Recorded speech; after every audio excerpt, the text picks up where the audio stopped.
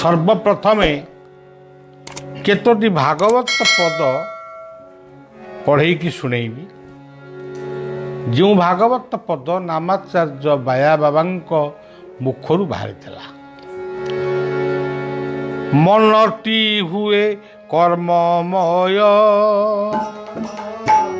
नाना प्रकार सृजे देह मनटी हुए कर्ममय नाना प्रकार सृजे देह प्राणी जीवन अंत काले मन भ्रमई अंतराले जी अंत काले मन भ्रमई अंत प्राणी संगते जहा भावे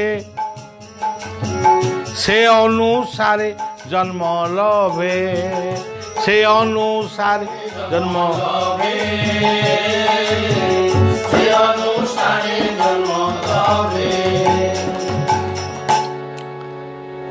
ये कथाटी कहीं कहगला आमे मनरे जो भावना को रखिबू बा जो रूप को चिंतन करिबू अंत काले बा जितेबाला आमे समय हम आम दुनिया विदाय नबा से समय रे से रूप से नामटी मन भितर सृष्टि हम जेमितिया रूप जेमितिया भाव सृष्टि हम आमर पर जन्म मध्य से भली हम।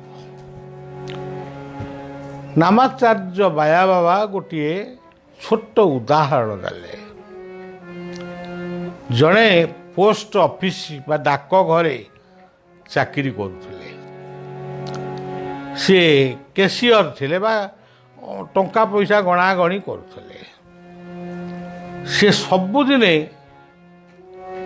टंका गणती 1 2 3 1 2 3 यही भली भाव से सबुदिने ये 3टी संख्या को से सबु बेले तांकर ये गणना चली थाए 1 2 3 जितेबले तांकर मृत्यु समय आसिला सी मृत्यु समय रे मध्य 1 2 3 1 2 3 1 2 3 कही से देह त्याग कले। ये हूँ गोटे छोट उदाहरण मु आपण मान गोटे ये मो जीवन गोटे वास्तव कथा मु आपन कहबी। जनक घर बात दे आउ जनक घर को आमे सब जाऊ से जो घर बात देकर आमे जाऊ गोटे घर लोक किसी कहती नहीं आउ गोटे घर लोक सी मझिरे मझिरे ताको मुंड कौन बिगिड़ी जाए सी कहते आनल शाबड़टा मुझे बाड़टा को बाड़ पकईदेवी ये कौन बाट समस्ते कौन ये बाटे जाऊँ बेले बेले से बाट को बुझी दियंती किंतु तांकर पुओ बहु माने से माने समस्ते एथिरे असंतुष्ट हुअंती जे गोटे बाट देकर लोक जाऊँच कौन आपणकर असुविधा होउची आपण बाटटा को कहीं बुझुचंती सब सी ठंडा मुंडे पुणी बाट को खोली दियंती। जितेबाला तांकर मृत्यु समय आसिला आमे सब देखिया को गलु जितेबाला देखिया को गलु से खाली कहूठांती बाट बुझी दियो बाट बुझी दियो बाट बंद कर दियो शाबड़ आण बाट बंद कर दियो। आमे कहलु अरे ये मृत्यु बेले कौन बाट बंद कर दियो बाट शाबड़ आण कहली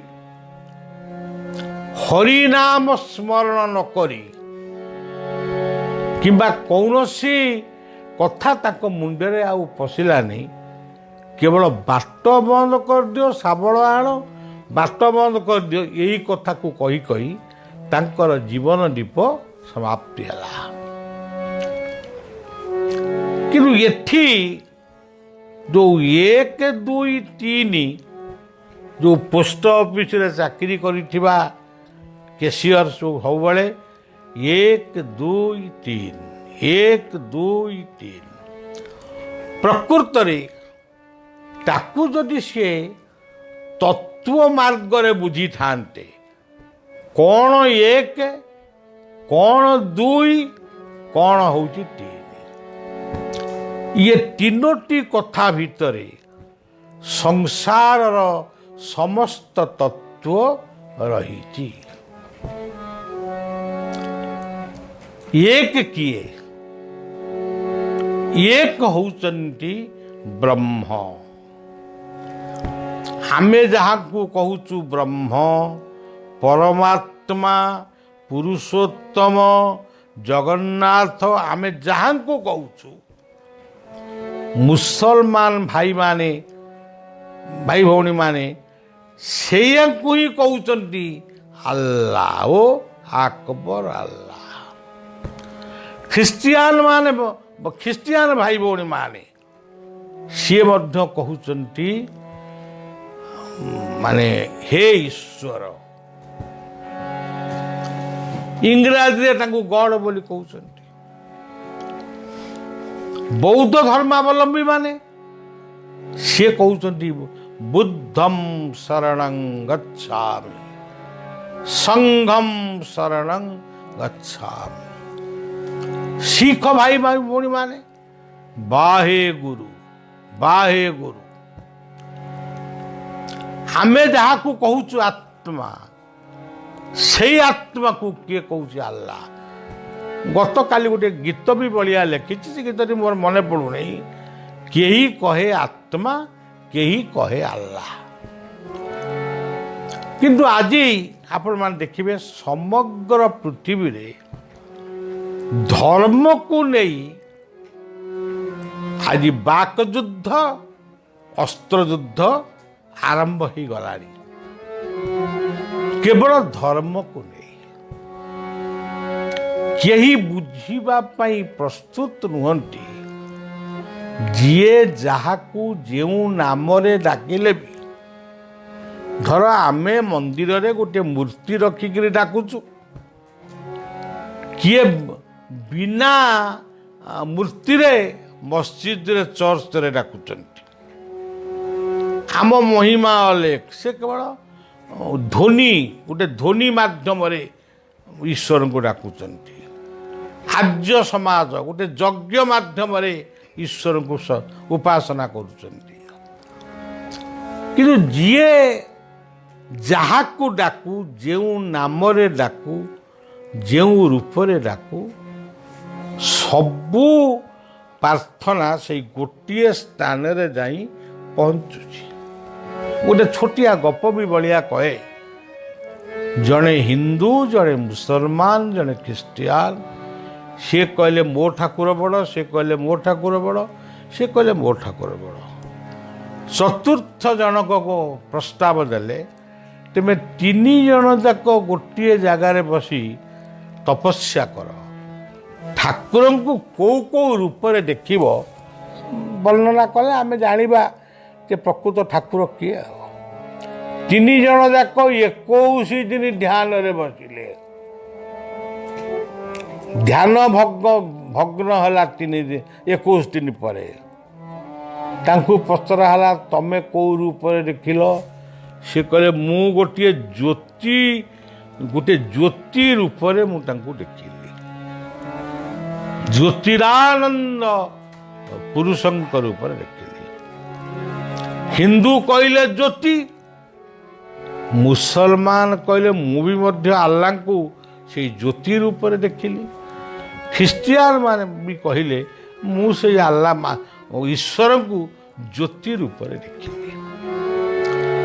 ତେବେ ଚତୁର୍ଥ ଜଣକ ପ୍ରଶ୍ନ କଲେ, ଯଦି ଜଣେ ତିନି ଜଣ ଯାକ ଗୋଟିଏ ରୂପରେ ଠାକୁରଙ୍କୁ ଦର୍ଶନ କରିଛ, ତେବେ ପରସ୍ପର ଭିତରେ ଦ୍ୱନ୍ଦ୍ୱ ବାଦ ସୃଷ୍ଟି କରନା। ଦ୍ୱନ୍ଦ୍ୱାତୀତମ, ସେ ଦ୍ୱନ୍ଦ୍ୱର ଅତୀତ, ଦ୍ୱନ୍ଦ୍ୱାତୀତ। ତେଣୁ ଭାଗବତରେ ମଧ୍ୟ ଏଇ 1, 2, 3 ଉପରେ ଗୋଟେ ଯୋଉଠି ପଦ ଅଛି। ପ୍ରଥମେ ଏକ ବ୍ରହ୍ମ ଥିଲା, ପ୍ରଥମେ ଏକ ବ୍ରହ୍ମ ଥିଲା, ଦ୍ୱିତୀୟ ପ୍ରକୃତି, ଦ୍ୱିତୀୟ ପ୍ରକୃତି। ପ୍ରଥମେ ଏକ ବ୍ରହ୍ମ ଥିଲା, ଦ୍ୱିତୀୟ ପ୍ରକୃତି ହୋଇଲା। ପ୍ରଥମେ ଏକ ବ୍ରହ୍ମ ଥିଲା, ଦ୍ୱିତୀୟ ପ୍ରକୃତି ହୋଇଲା। ସେଇ ଯୋଉ ବ୍ରହ୍ମ, ସେଇ ହଉଛନ୍ତି ଆଲ୍ଲାହ, ସେଇ ହଉଛନ୍ତି ଗଡ୍, ସେଇ ହଉଛନ୍ତି ଈଶ୍ୱର, ସେଇ ହଉଛନ୍ତି ବୁଦ୍ଧ, ସେଇ ହଉଛନ୍ତି ପରମାତ୍ମା, ସେଇ ହଉଛନ୍ତି ପୁରୁଷୋତ୍ତମ। ଇଏ ସେବକ ଜୀବନରେ ଅନୁଭବ କରିଛି। ଆମେ ଏଠି ବହୁ ମୂର୍ତ୍ତିଙ୍କୁ ପୂଜା କରୁଛୁ, ମୂର୍ତ୍ତିକି ଆମେ କିଛି ସ୍ଥାପନ କରିନୁ। ମୂର୍ତ୍ତି ସବୁ ପୂଜା ନ କରିପାରି ଆମକୁ ସବୁ ଦେଇଛନ୍ତି, ଆମେ ତାକୁ ସଜେଇ ଦେଇଛୁ। ବହୁ ମୂର୍ତ୍ତି ଅପୂଜ୍ୟ ଭାବରେ ଏବେ ବି ଆଶ୍ରମରେ ଅଛନ୍ତି। ମୁଁ ଜଣଙ୍କ ପାଖକୁ ଲେଖିଥିଲି ଚିଠିରେ, ବଳିଆ ମୂର୍ତ୍ତି ପୂଜା କରେ ସତ, କିନ୍ତୁ ମୁଁ ନିରାକାରବାଦୀ। ସବୁ ମୂର୍ତ୍ତି ଭିତରେ ସେଇ ନିରାକାର ପରମାତ୍ମା ପୁରୁଷୋତ୍ତମ, ସେଇ ଶୂନ୍ୟ ପୁରୁଷ, ସେଇ ଜ୍ୟୋତିରାନନ୍ଦ ପୁରୁଷଙ୍କୁ ହିଁ ବଳିଆ ସବୁଠି ଦେଖେ। ଗୀତାର ଗୋଟିଏ ଶ୍ଲୋକ ବନାରସର ଜଣେ ପଣ୍ଡିତ ମୋତେ କହିଥିଲେ, ଅଖିଳାନନ୍ଦ ଶାସ୍ତ୍ରୀ। ସେ ଶ୍ଲୋକଟି ଆଜି ବି ମୋର ମନେ ଅଛି। ଯୋ ମାଂ ପଶ୍ୟତି ସର୍ବତ୍ର ସର୍ବଞ୍ଚ ମୟି ପଶ୍ୟ ତସ୍ୟାହଂ ପ୍ରଣଶ୍ୟା ସତ୍ୟମେନ ପ୍ରଣଶ୍ୟତି। ଯାହାକୁ ଭାଗବତ କହିଛନ୍ତି, ତୁ ଯେବେ ଏକ ଏ ଘୋର ତୁ ଯେବେ ଏକ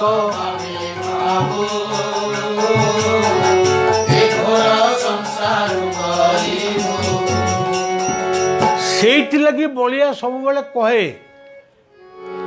ମୋର ପବିତ୍ର ମାତୃମଣ୍ଡଳୀଙ୍କୁ କୁହେ, ପିତୃମଣ୍ଡଳୀଙ୍କୁ କୁହେ, ବାବୁମାନେ ଠାକୁର ଘର ଭିତରେ ଏତେ ଗୁଡ଼ାଏ ଫଟୋ କାହିଁ ରଖିଛ? ଏତେ ଫୁଲ କାହିଁକି ଛିଣ୍ଡଉଛ? ଏତେ ଚନ୍ଦନ କାହିଁକି କରୁଛ? କ'ଣ ପାଇଁ କରୁଛ?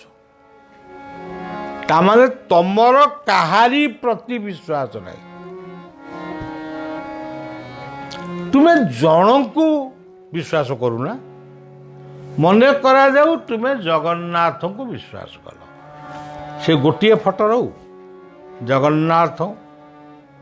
ମନେ କରାଯାଉ ତୁମେ ଶିଶୁ ଅନନ୍ତଙ୍କ ଫଟୋ ରଖିବ, ସେ ଗୋଟିଏ ଫଟୋ ରହୁ। କୃଷ୍ଣଙ୍କୁ ପୂଜା କରିବ, କୃଷ୍ଣ ଫଟୋ ରହୁ। ଆଉ ତାରିଣୀକି ଭଲ ପୂଜା କରୁଛ, ତାରିଣୀଙ୍କ ଫଟୋ ରହୁ। ତାରିଣୀକି ଜଗନ୍ନାଥ ବୋଲି କହିଲେ ତାରିଣୀ ଜମା ମନ ଦୁଃଖ କରିବେନି। ସେ ଆମ ତମ ଭଳିଆ ହୀନ ପ୍ରକୃତି ମଣିଷ ନୁହନ୍ତି। ଜଗନ୍ନାଥଙ୍କୁ ଯଦି ତାରିଣୀ ବୋଲି କହି ଦଣ୍ଡବତ ହବ, ଜଗନ୍ନାଥ ଜମା ମନ ଉଣା କରିବେନି। ଆମର ବିଶ୍ୱାସ ନାହିଁ, ଆମର ସେଇ ଭଲ ପାଇବା ନାହିଁ। ଗୋଟିଏ ଗୋଟିଏ ଘରୁ କିଛି ବଳିଆ କହିବା ପରେ ଫଟୋ ଉଠେଇ ଦେଇଛନ୍ତି, ମାନେ ବାହାର କରିଦେଇଛନ୍ତି, ତାକୁ କେଉଁ ମନ୍ଦିରକୁ ଦେଇଛନ୍ତି। ଏ ପୁଣି ଗୋଟେ ଅନ୍ଧବିଶ୍ୱାସ, ମନ୍ଦିରକୁ ଦେଇଦେବୁ, ଯେ ଘରେ ଟାଙ୍ଗି ଦେଉନା ଦେଖିବ, ଦେଲ ମନ୍ଦିରକୁ। मंदिर को देवा क्या ज्वर टिके है कि क्या पेट टिके फंपेला कि क्या गोड़ टिके बिंधिला सी भावुँ फोटो गुड़ाक देदेवा मोर एमती है मत जड़े माँ फोन करिकिरी कहले आपण कहले मु फोटो गुड़ाक देदेली आपण मठरे देदेली मो मठ कौन बा शिशु अनंत क्षेत्र आ मो मठ कौन मुझे देखी मो मठ ता शिशु अनंत आश्रम लिखाई देदेली आउ सब भीषण असुविधा हो किसी कहली नहीं तथापि एतिक कहली अंधविश्वास को विश्वास करना भक्ति कर भल पाओ ईश्वर को भक्ति कर किंतु कर्मवादी हुओ मने रख भक्ति करी करी कर्म को त्याग करी भल क्रिय कथा धाड़ी को मने रखिथिबे मोर प्रिय सज्जन माने आमे भक्ति को प्राधान्य दउचु आकु केबे भी आमे खंडन करूनु किंतु कर्म को छाड़िकी भक्ति करिबु लाभ किछि हबनी दुर्भाग्य विरुद्ध रे सबुबले संग्राम कर कर्म मोहर मूल बीज जदि कर्म आमे न करिबा खाली भक्ति करिबा जड़े व्यक्ति बहुत भक्ति करुथिले कर्म करू नथिले उपास रहुथिले गंगा कूल रे जाई तपस्या कले गंगा माता कहले कौन मागुचु ना मु खाइबा को मागुची खाइबा को पाउनी मो पिला छुआ खाइबा को पाउना गंगा माता गोटे हांडी देले कहले हांडी जहाँ मागिबू ता खाइबू हांडी जहाँ मागिला ता खाइला मन भारी खुशी हो गला तापरन मागिला को आउ हांडी किसी बाहरलानी पुणी गंगा कूल जाइकी माँ को तपस्या कला आउ गोटे हांडी देले बोले किसी जिनस पाइबू और भात डालमा एमती किसी गोटे कौन मिलला कह जाओ भात डालमा तो मिलला तापर किसी हांडी बाहरलानी तापर दिन गोटे हांडी पुणी जा प्रार्थना कला आउ गोटे हांडी देले कहले आज शेष हांडी ये भाविला आज बोधे भल हांडा देइछन्ति से हांडी की जिते खाइबा को मागिले ता गाले ठो ठो चटकणा बसिला पिठी रे दी चारि पुंजा खने विधा बसिला इलो बोपालो इलो मालो कहीकि से हांडी की नहीं गंगा नदी रे भसई देला पुणी माँ माँ बोल डाकिला शब्द शुभिला गंगा कूलरे तोर 3 एकर जमी अच्छी तू जमी की चाष न करी कर्म कुड़ी हेई तू केवल गंगा कूलरे बसी मते खाइबा को मागुचु तोर पूरा एते जमी अच्छी तो परिवार खाइकि अन्य लोक तू खुआबू जा जमी चाष करिबू एवं धान पनीपरिया फसल करिबू आमदानी करिबू खाइबू निजे बंचीबू अन्य को बंचे तेणु सज्जन कर्म करिब नाना मते फलिब कर्म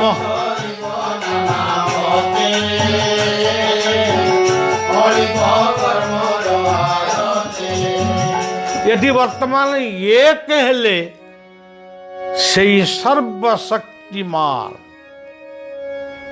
जहाँ को पाइबा पाई जहाँकर कृपा पाइबा पाई समग्र विश्व आज अपेक्षा करिछि से होचंती जणे द्वितीयटी कहले द्वितीय प्रकृति होइला प्रकृति कौन केवल हिंदू मानकर भारतीय मानकर इंडियान मानकर प्रकृति ग्रीष्म वर्षा शरत हेमंत शीत वसंत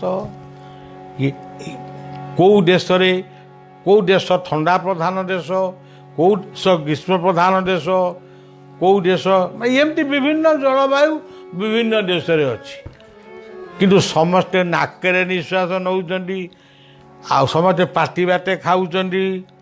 କିଏ ରୁଟି ଖାଉଛି ତ କିଏ ବ୍ରେଡ଼ ଖାଉଛି, କ'ଣ ପାଉଁରୁଟି ଖାଉଛି, କିଏ ଭାତ ଖାଉଛି ତ କିଏ ଦଲିଆ ଖାଉଛି, କି କ'ଣ ଦଲିଆ ନା କ'ଣ ଗୋଟେ ଖାଉଛନ୍ତି ଆଜିକାଲି ଖାଉଛନ୍ତି, କିଏ ଚାଉମିନ ଖାଉଛି। କିନ୍ତୁ ଖାଉଛନ୍ତି ସମସ୍ତେ କେଉଁ ବାଟେ ଖାଉଛନ୍ତି? ପାଟି ବାଟେ ଖାଉଛନ୍ତି। ନିଶ୍ୱାସ କେଉଁ ବାଟେ ନେଉଛନ୍ତି? ନାକ ବାଟେ ନେଉଛନ୍ତି। କେଉଁ ବାଟେ ଦେଖୁଛନ୍ତି? ଆଖି ବାଟେ ଦେଖୁଛନ୍ତି। କେଉଁ ବାଟେ ଶୁଣୁଛନ୍ତି? କାନ ବାଟେ ଶୁଣୁଛନ୍ତି। ସମଗ୍ର ପୃଥିବୀର ଅଧିବାସୀ ବାହାରେ କଳି କଜିଆ ତୁମେ କାହିଁ କରୁଛ? କାହିଁକି ଲୋକଙ୍କୁ ଭଣ୍ଡଉଛ? ବିଭିନ୍ନ ପ୍ରକାରର ଦର୍ଶନ ଆଇଡିଓଲୋଜି ସୃଷ୍ଟି କରି ଲୋକଙ୍କୁ ଉଦ୍ଭ୍ରାନ୍ତ କରୁଛ। ଯେମିତି କିଛି କିଛି କିଛି ମନ୍ଦିର ଅଛି, ଜଣେ ଯାତ୍ରୀ ପହଞ୍ଚିଲେ ଇଏ ତାକୁ ଟାଣିବ, ଏଇଠିକି ଆସ ମୁଁ ଭୋଗ କରିଦେବି, ଅମୁକ କରିଦେବି, ଢମକ କରିଦେବି। ଆଉ ଜଣେ ନା ମୋ ପାଖକୁ ଆସ, ମୋ ପାଖକୁ ଆସ। ଆରେ ଇଏ କି କଥା? ଟଣାଟଣି ଭିତରେ ହାତ ବି ଦରଦ ହେଇଯିବ।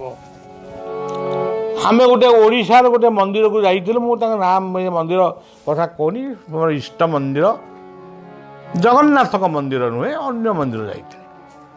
ବାବୁ ସେ ଏମିତି ପାର୍ଟି କଲେ, ଦୁଇ ଚାରିଟା ଲୋକ ସେବକ ମିଶିକିରି, ମୁଁ ସେଥିରେ ହାତ ଯୋଡ଼ିକିରି କହିଲି, କହିଲି ମୋର ଯାହା ଶ୍ରଦ୍ଧା ହେବ 10 ଟଙ୍କା ହେଉ 20 ଟଙ୍କା ମୁଁ ସମସ୍ତଙ୍କୁ ଦେବି। ଆପଣ ଟିକେ ପ୍ରାର୍ଥନା କରିବା ପାଇଁ 1 ମିନିଟ୍ ଛାଡ଼ି ଦିଅନ୍ତୁ।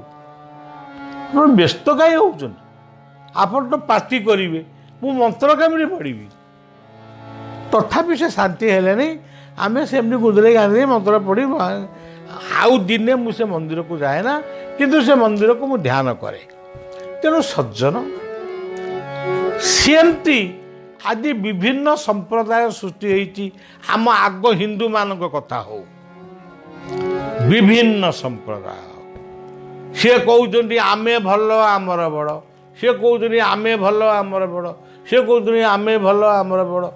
ସମସ୍ତେ ଗୋଟେ ଗୋଟେ ବକ୍ତୃତା ରଖିଛନ୍ତି, ଅମୁକ ସମୁକ ଅମୁକ ସମୁକ ଅମୁକ ସମୁକ।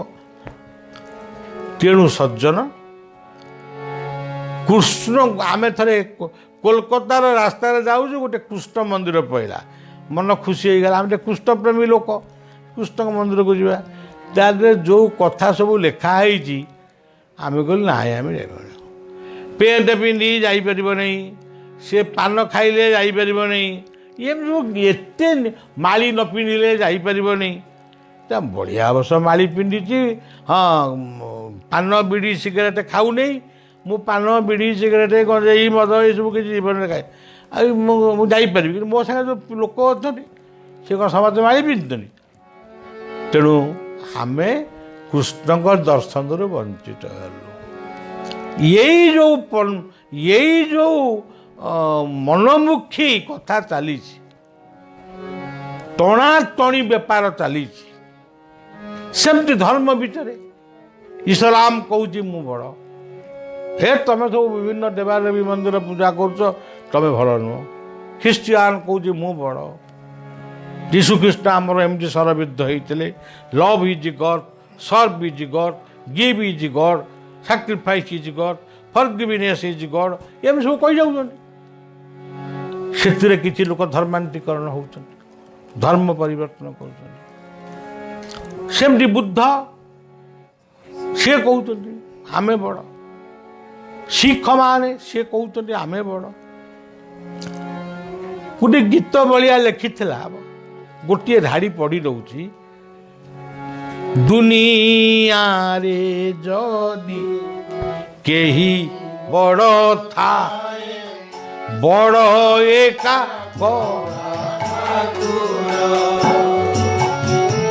ଦୁନିଆରେ କେହି ଶୁଣେ ସେଇ ଖରା। ये दुनियारे जड़े ही 2 3 5 नाहांती। तेणु प्रथमे एक ब्रह्म थिला, द्वितीय प्रकृति होइला हिंदूर प्रकृति समस्त तो प्रकृति की नहीं आम बंचीचु शोष कले कौन माटी खाऊचु शोष कले पानी पीऊचु ना भोक कले कौन आम गोड़ी चलाऊचु भात कि रुटी कौन खाऊचु ना एते कोजिया जड़े गायक आदिकंत दास थिले आश्रम माने सुंदर गायक चमत्कार गायक से गोटे पद पढ़ती से पदटी मोर मन अच्छी केही कहे गौर अल्लाह एथि पाई वृथा मोरा केही केही एथि पाई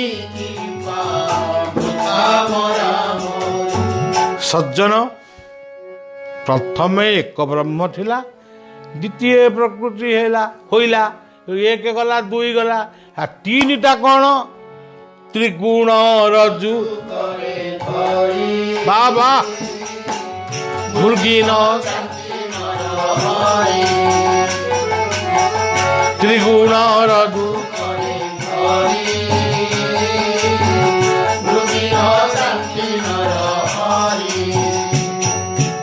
अरे से तीनटा गुण कौन बाबू से भी हिंदूर से भी मुसलमान से भी ख्रीष्टियान बौद्धर जैनर सिखर आम हिंदूरे जिते संप्रदाय अच्छी समस्त अद्वैतवाद द्वैतवाद द्वैताद्वैतवाद विशिष्टाद्वैतवाद खाली सीना कदिया करुचंदी टिके स्थिर मती बाबू टिके बुझ बुझा चेष्टा कर खाली कदिया करी लाभ कौन अच्छी से तीनटा गुण कौन कर्म ज्ञान भक्ति ये तीनटा कहा पाखे नहीं हिंदू हुआ मुसलमान हुआ ख्रीष्टियान हो कर्म करिव ज्ञान अर्जन करिव तम इष्ट को तुम भक्ति कर सरिया आ कौन आज बुझार अच्छे से कथा को आम महापुरुष माने कहते सत रज तम ताकू बुझेया समय नहीं सत कौन रज कौन तम कौन आउ किए कही उत्पत्ति स्थिति प्रलय यहीटा समझते बुझीपारे तीन सब संसार चलती आम हिंदू माने से कहते ब्रह्मा विष्णु महेश्वर हाँ है तेरे तीन रे ये संसार चली एक दुई तीन तत्व जानिले टूटे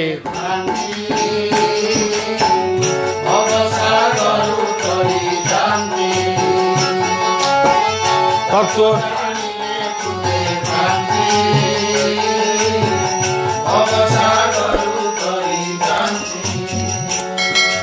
तत्व है मूल कथा